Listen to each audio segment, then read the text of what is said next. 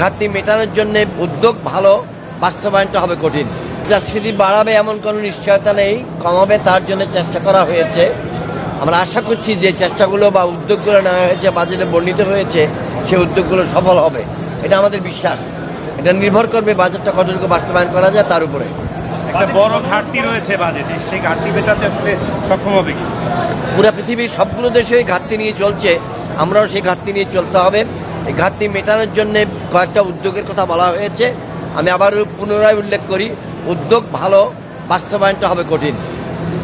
এনবিআরকে যে লক্ষ্যমাত্রা দেওয়া হয়েছে তাতে কি এটা গণমুখী মনে হচ্ছে নাকি অতিরিক্ত চাপ পড়বে সাধারণ মানুষের উপর? এটা একটা পরিকল্পনা, মানুষের উপরে চাপ পড়বে নিঃসন্দেহে।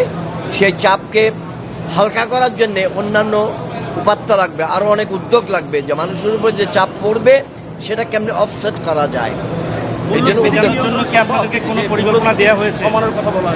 মূল্যস্ফীতি নিয়ন্ত্রণের উদ্যোগ নেওয়া হয়েছে। যদি পদক্ষেপগুলো বাস্তবায়ন করা যায় তাহলে মুদ্রাস্ফীতি নিয়ন্ত্রণে থাকবে। এখন বাস্তবায়ন কিরকম হবে সেটার জন্য অপেক্ষা করতে হবে আমাদের। এই বাজেট বাস্তবায়নে আপনাদেরকে নির্দিষ্ট কোনো পরিকল্পনা দেওয়া আছে বা নির্দেশনা দেওয়া আছে? এই বাজেটের মধ্যে যা লিখিত আছে তার বাইরে কিছু নাই, সুতরাং আমরা সে সম্বন্ধে কোনো কিছু এখন বলতে পারছি না।